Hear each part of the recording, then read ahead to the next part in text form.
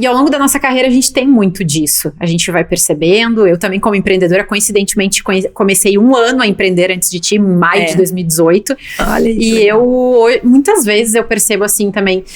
Mas o que essa situação aqui tá me ensinando? O que eu preciso olhar pra isso, né? Ao invés de a gente ficar se vitimizando e olhando pra... Claro que dá uma vontade de reclamar, claro que dá, mas a gente tem que saber lidar e entender. E aí, cada momento, né, a gente vai crescendo um degrauzinho ali na empresa, a gente vai tendo desafios novos, a gente vai tendo responsabilidades novas, a gente vai percebendo isso. E quando a gente faz o link para o profissional da saúde, a gente enxerga que o profissional da saúde, quando ele se gradua, quando ele sai da sua residência, enfim, né, do que for, ele tem um conhecimento, um foco no conhecimento técnico dele muito grande. Sim. Visto que foi a carreira dele toda levou isso, né, isso pra ele. Ele, não, eu preciso, sei lá, sou um gineco, eu preciso fazer um curso sobre isso, olhar pra cá, mas sempre direcionado à sua carreira, sempre focando muito nisso. E a gente sabe que nos dias de hoje, olhar somente para isso não quer dizer que tu vá levar um sucesso no teu negócio. Porque o negócio, ele é baseado, ele é feito, ele é construído através de muitas habilidades tuas, como nós como pessoas, né? E também de estudos, de olhar para áreas de gestão do negócio que tu não tem esse conhecimento lá na faculdade, né? Então, são N pontos. Quando tu enxerga esse cenário, Luciana, como que tu percebe o maior erro desse profissional da saúde? Nesse cenário. Ótima pergunta. Primeiro, eu acho que é importante a gente entender o porquê disso, né? E assim, a carreira, ela mudou bastante, né? Com o tempo, a gente vinha num contexto muito mais linear de mundo também. E o mundo hoje, ele tá muito mais incerto, tecnológico, as mudanças acontecem assim, de uma hora para outra. E a carreira que antes era essa linearidade de vai lá, faz a graduação, aí faz uma especialização e pronto, né? Tô preparada pro mercado. Coloca o jaleco e deu. E assim segue, né? Isso mudou muito, então a gente tem que partir desse entendimento primeiro, que realmente estamos vivendo numa época totalmente diferente do que era lá atrás, né? Então a carreira, ela não é efetivamente mais linear. Existe um conceito bastante importante que talvez já tenha escutado falar, que a gente chama de lifelong learning, mas que é o aprendizado para o resto da vida, né?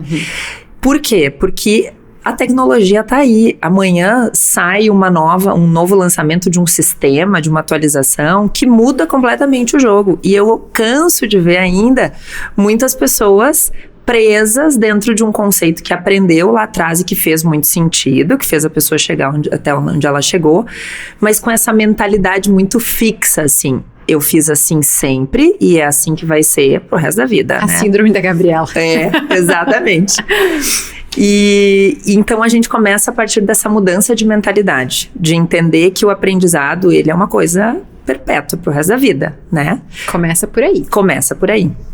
Tem uma frase de um futurista que eu gosto bastante, do Alvin Toffler, que ele fala assim, que o analfabeto do século XXI não vai ser o que não consegue mais ler e escrever, vai ser aquele que não consegue aprender, desaprender e reaprender de novo, né? Exatamente. Então é justamente essa mentalidade de mudança, aberto a mudar, aberto a aprender novos padrões e se questionar. Eu fiz assim até aqui, mas será que é um modelo que ainda vale? O que mais o mercado tá me mostrando que é importante trabalhar, desenvolver para ter uma clínica melhor, para ser um médico melhor, enfim, né?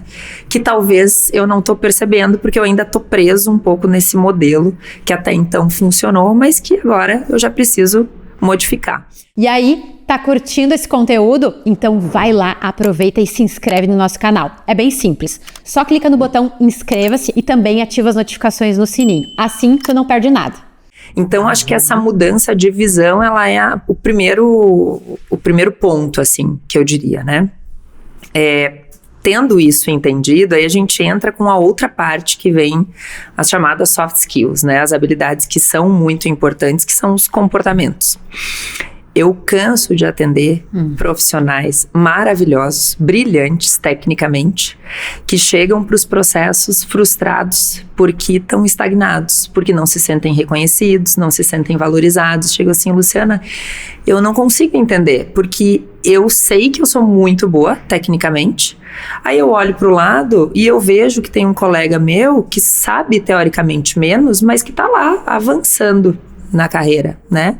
Trazendo isso para o contexto da saúde é mais ou menos a mesma coisa. Não adianta eu ser só um médico extremamente renomado tecnicamente se eu não tiver um conjunto de habilidades que são extremamente valiosas hoje em dia.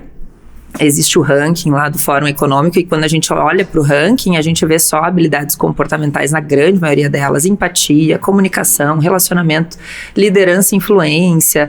Então, quando a gente olha, a gente está falando de comportamento humano, né?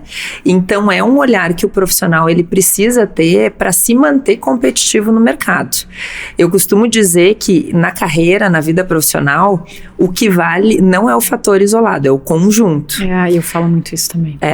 Então, tu pode ser o melhor na tua área, tecnicamente falando, mas se tu não tiver um conjunto de habilidades, em relação ao mercado, tu tem menos valor do que um outro profissional que pode ser menor, inferior a ti, tecnicamente, mas que já se antenou para isso e entendeu que hoje, nesse cenário de carreira, é isso que vale, essa é a regra do jogo, né? Eu vejo muito profissional reclamando no sentido de assim, eu não sei o que acontece, aqueles picaretas que vão lá e fazem marketing e daqui a pouco estão faturando horrores nos seus negócios e tal. Eles sempre ainda tem muito estigma de quem faz um bom marketing acaba sendo um picareta, ainda tem alguns estigmas relacionados a isso, mas muitas vezes não consegue se perceber que é exatamente essa questão que tu trouxe, é esse conjunto de habilidades que daqui a pouco o profissional ele pode sim também ser bom tecnicamente, mas também ele deve, inclusive, eu acredito que isso seja uma base que precisa acontecer, precisa ser sólida para tu desenvolver as outras coisas. A base, ela precisa existir, porque sem isso não vai. Mas tem que ter esse outro olhar. Tem que ter o olhar da comunicação, tem que ter o olhar da empatia. Isso aí tudo é experiência do paciente, aquilo que a gente mais fala e mais bate aqui dentro da 981. Mas ainda existe muito essa questão do... Não, eu entendo muito desse meu negócio, eu entendo muito da ginecologia, da fisioterapia, eu entendo muito isso aqui e isso basta. Isso não basta mais. É preciso entender isso, né?